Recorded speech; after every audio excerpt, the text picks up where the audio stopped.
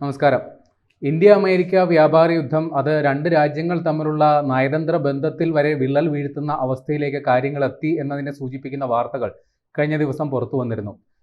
American president Donald Trump നരേന്ദ്രമോദിയെ ഏതാണ്ട് 4 തവണയോളം ഫോണിൽ വിളിച്ചിട്ട് ആ ഫോൺ കോളൊന്ന് എടുക്കുന്നതിനോ ട്രംപുമായി സംസാരിക്കുന്നതിനോ നരേന്ദ്രമോദി തയ്യാറായില്ല എന്നുള്ള വാർത്തകൾ കഴിഞ്ഞ ദിവസം ഒരു ജർമ്മൻ മാധ്യമ സ്ഥാപനമാണ് പുറത്തുവിട്ടത്. അത് നമ്മുടെ ദേശീയ മാധ്യമങ്ങളടക്കം റിപ്പോർട്ട് ചെയ്തിരുന്നു. എന്നാൽ ഇത് സംബന്ധിച്ചുള്ള പ്രതികരണം പ്രധാനമന്ത്രിയുടെ ഓഫീസ് നൽകിയിട്ടില്ല എന്നുള്ള വസ്തുതയുമുണ്ട്. എന്നാൽ അത്തരത്തിൽ വലിയ ഗുരുതര പ്രതിസന്ധിയിലേക്ക് കാര്യങ്ങൾ പോകുന്നു എന്നുള്ള സൂചനകൾ വരുമ്പോഴും അമേരിക്കൻ അധികൃതരുടെ ഭാഗത്ത് നിന്ന് പ്രതീക്ഷാ നിർഭരമായ പ്രതികരണങ്ങൾ ഇപ്പോൾ വരുന്നു എന്നുള്ളതാണ് സൂചന. അതായത് ഇന്ത്യയെയും പ്രധാനമന്ത്രി നരേന്ദ്രമോദിയെയും അനുനയിപ്പിക്കാനുള്ള ശ്രമങ്ങൾ ഇപ്പോഴും അമേരിക്ക നടത്തുന്നു എന്നുള്ള സൂചനകളാണ് പുറത്തു വരുന്നത്. ഇന്ത്യയെ അത്ര പെട്ടെന്ന് എഴുതി തള്ളാൻ അല്ലെങ്കിൽ അവഗണിക്കാൻ അമേരിക്കയ്ക്ക് സാധിക്കില്ല എന്നുള്ള സൂചനകളാണ് ഇപ്പോൾ വരുന്നത്. 2 പ്രധാന ഉദ്യോഗസ്ഥരെ, അതായത് അമേരിക്കൻ വൈറ്റ് ഹൗസിൻ്റെ അമേരിക്കൻ ഭരണ യന്ത്രത്തിൻ്റെ ഭാഗങ്ങളായ പ്രധാനപ്പെട്ട 2 ഉദ്യോഗസ്ഥരുടെ പ്രതികരണങ്ങൾ അമേരിക്കൻ മാധ്യമങ്ങൾ തന്നെ റിപ്പോർട്ട് ചെയ്തത് ഇപ്പോൾ ദേശീയ മാധ്യമങ്ങൾ നമുക്ക് നൽകുന്നുണ്ട്. അത് ഒന്ന് അമേരിക്കയുടെ ട്രഷറി സെക്രട്ടറി സ്കോട്ട് ബെസന്റും മറ്റൊന്ന് അമേരിക്കയുടെ തന്നെ ട്രേഡ് അഡ്വൈസർ പീറ്റർ നവറോ ഇവർ രണ്ടുപേരും 2 മാധ്യമങ്ങൾക്ക് നൽകിയ അഭിമുഖത്തിൽ ഇന്ത്യ അമേരിക്ക വ്യാപാര കരാറിനെ കുറിച്ച് വളരെ പ്രതീക്ഷയോടെയാണ് ഇവർ സംസാരിക്കുന്നത്. അതിൽ ഈ അമേരിക്കയുടെ ട്രഷറി സെക്രട്ടറി സ്കോട്ട് ബെസന്റ് പറയുന്നത് ഇങ്ങനെയാണ്: ഇന്ത്യ US ബന്ധത്തിൽ ഇപ്പോഴും അവർക്ക് ഒരു വലിയ ആത്മവിശ്വാസമുണ്ട്. ഇവർ ഈ തരത്തിൽ 2 രാജ്യങ്ങളും തമ്മിലുള്ള ഒരു വ്യാപാരം നിലച്ചു പോകും എന്നുള്ള ഒരു കണക്കുകൂട്ടൽ തനിക്കില്ല എന്നാണ് സ്കോട്ട് ബെസന്റ് പറയുന്നത്. അതേപോലെ തന്നെ അദ്ദേഹം പറയുന്നു, ലോകത്തെ ഏറ്റവും വലിയ ജനാധിപത്യ രാഷ്ട്രമാണ് ഇന്ത്യ, അതേപോലെ തന്നെ ഏറ്റവും വലിയ സാമ്പത്തിക ശക്തിയാണ് അമേരിക്ക. അപ്പോൾ അവസാനം 2 പേർ തമ്മിൽ ചെറിയ പിണക്കങ്ങളൊക്കെ ഉണ്ടെങ്കിലും ചില തർക്കങ്ങളൊക്കെ ഉണ്ടെങ്കിലും അവസാനം ഇവർ രണ്ടും ഒന്നിച്ച് തന്നെ പോകും എന്നാണ് സ്കോട്ട് ബെസന്റ് പറയുന്നത്. അതേപോലെ തന്നെ പ്രധാനമന്ത്രി നരേന്ദ്രമോദിയും അതേപോലെ തന്നെ ഡൊണാൾഡ് ട്രംപും തമ്മിൽ നല്ല ബന്ധമുണ്ട്, നല്ല സൗഹൃദമുണ്ട്, നല്ല വ്യക്തിബന്ധമുണ്ട്. എന്നാൽ ഇവർ തമ്മിലുള്ള അഭിപ്രായ വ്യത്യാസത്തിൻ്റെ ഏക കാരണം ഇന്ത്യ റഷ്യയിൽ നിന്ന് ക്രൂഡ് ഓയിൽ വാങ്ങുന്നത് മാത്രമാണ്. അത് സംബന്ധിച്ചാണ് 2 നേതാക്കൾക്കും തമ്മിൽ അഭിപ്രായ വ്യത്യാസമുള്ളത് എന്നാണ് സ്കോട്ട് ബെസന്റ് പറയുന്നത്. ഇന്ത്യയുമായിട്ട് തന്നെ ആദ്യം വ്യാപാര കരാർ ഉണ്ടാകും എന്നുള്ളതാണ് അദ്ദേഹം കണക്ക് കൂട്ടിയത്. അദ്ദേഹം ട്രഷറി സെക്രട്ടറി കൂടിയാണല്ലോ. അപ്പോൾ ഇന്ത്യയുമായിട്ട് ആദ്യം അമേരിക്ക വ്യാപാര കരാർ ഉണ്ടാക്കുന്ന രാജ്യങ്ങളിൽ ഒന്ന് അത് ഇന്ത്യ ആയിരിക്കും എന്നുള്ള പ്രതീക്ഷയിലായിരുന്നു അദ്ദേഹം എന്ന് പറയുന്നു. കഴിഞ്ഞ മെയ്യിലോ ജൂണിലോ ഇത് സംബന്ധിച്ചൊരു ധാരണ ഉണ്ടാകും എന്നാണ് അദ്ദേഹം കണക്ക് കൂട്ടിയത്. കാരണം ഇന്ത്യ വളരെ മികച്ച പ്രതികരണമാണ്, അല്ലെങ്കിൽ വളരെ പോസിറ്റീവായിട്ടുള്ള അനുകൂലമായ നിലപാടാണ് ചർച്ചയിൽ ഉടനീളം സ്വീകരിച്ചത്. പക്ഷേ ഇന്ത്യ അത്തരത്തിൽ അനുകൂല നിലപാടെടുക്കുമ്പോഴും ഇന്ത്യയുടെ ചില നിലപാടുകളെല്ലാം അളന്നു മുറിച്ച രീതിയിലായിരുന്നു. അതായത് ചില കാര്യങ്ങളിൽ ഇന്ത്യ കടുംപിടുത്തം പിടിച്ചു എന്നാണ് അദ്ദേഹം പറയുന്നത്. ഇതാണ് ഈ വാണിജ്യ വ്യാപാര കരാർ അത് സംബന്ധിച്ചുള്ള ധാരണയിലേക്ക് എത്താൻ തടസ്സമുണ്ടായത് എന്നും അദ്ദേഹം പറയുന്നു.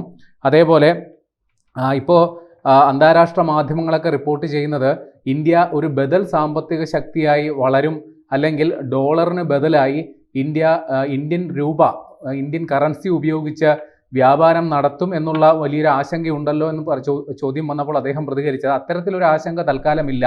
കാരണം രൂപയും ഡോളറുമായി താരതമ്യം ചെയ്യുമ്പോൾ ഡോളറിന് ബദലായി രൂപ ഇപ്പോൾ ഏറ്റവും കുറഞ്ഞ മൂല്യമാണ് ഇപ്പോൾ കണക്കാക്കപ്പെടുന്നത്. അതുകൊണ്ട് തന്നെ അത്തരത്തിലൊരു ആശങ്ക അമേരിക്കയ്ക്കില്ല എന്നാണ് അദ്ദേഹം പറയുന്നത്. അതേപോലെ തന്നെ വൈറ്റ് ഹൗസിലെ ട്രേഡ് അഡ്വൈസർ, അതായത് ഈ വ്യാപാരം സംബന്ധിച്ചുള്ള കാര്യങ്ങൾ സംബന്ധിച്ച് ഉപദേശം നൽകുന്നയാളായ പീറ്റർ നവറോ പറയുന്നത് ഇങ്ങനെയാണ്: നിലവിൽ ഇന്ത്യയും അമേരിക്കയുമായിട്ടുള്ള തർക്കത്തിൻ്റെ പ്രധാന കാരണം റഷ്യയിൽ നിന്ന് ഇന്ത്യ ക്രൂഡ് ഓയിൽ വാങ്ങുന്നത് സംബന്ധിച്ചാണ്.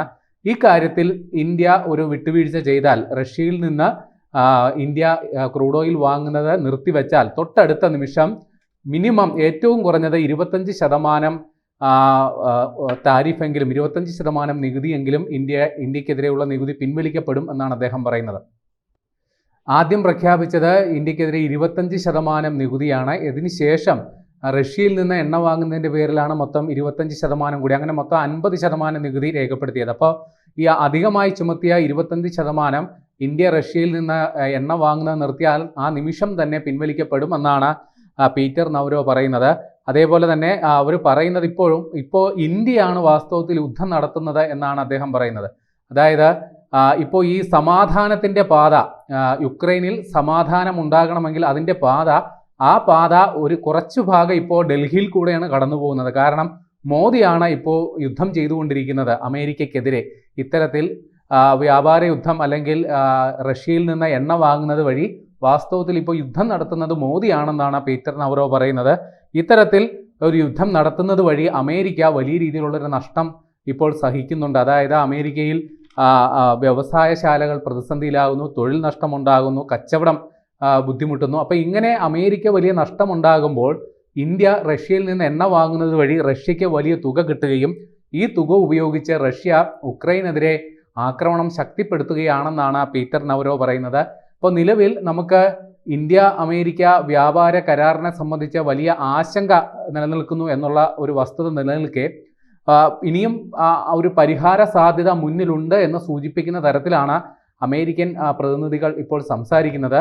അതിൻ്റെ അടിസ്ഥാനം നേരത്തെ പറഞ്ഞതുപോലെ അമേരിക്കൻ പ്രസിഡന്റ് ഡൊണാൾഡ് ട്രംപും ഇന്ത്യൻ പ്രധാനമന്ത്രി നരേന്ദ്രമോദിയും തമ്മിലുള്ള വ്യക്തിബന്ധമാണ്. പക്ഷേ അതിലും ചില ആശങ്കകൾ ഇപ്പോഴുണ്ട്. കാരണം ഇപ്പോൾ രണ്ട് നേതാക്കളും തമ്മിലുള്ള സൗഹൃദം അത് ഒരു പക്ഷേ അത് തന്നെയാകും ഈ പ്രശ്ന പരിഹാരത്തിലേക്ക് വഴി തുറക്കുക. പക്ഷേ ഇന്ത്യയെ സംബന്ധിച്ചുള്ള ഇപ്പോൾ ഏറ്റവും വലിയ ആശങ്ക ഇന്ത്യയുടെ മൊത്തം ഏതാണ്ട് 88.2 ബില്യൺ ഡോളറിൻ്റെ വ്യാപാരമാണ് ഒരു വർഷം ഇന്ത്യ അമേരിക്കയിലേക്ക് നടത്തുന്നത്. ഇത് തന്നെയാണ് അവർക്ക് ഏറ്റവും വലിയ പരാതിയുമുള്ളത്. കാരണം രണ്ട് രാജ്യങ്ങളും തമ്മിലുള്ള വ്യാപാര കമ്മി, ഇതിൽ ഏറ്റവും അതായത് ഇതിൻ്റെ കുറവ് അനുഭവപ്പെടുന്ന രാഷ്ട്രം ഏതാണോ അവർക്കാണ് ഇതുകൊണ്ടുള്ള നേട്ടം കിട്ടുന്നത്. അതായത് ഇന്ത്യ അമേരിക്കയിലേക്ക് കൂടുതൽ വിൽക്കുന്നു, എന്നാൽ അവിടുന്ന് അധികം വാങ്ങുന്നില്ല.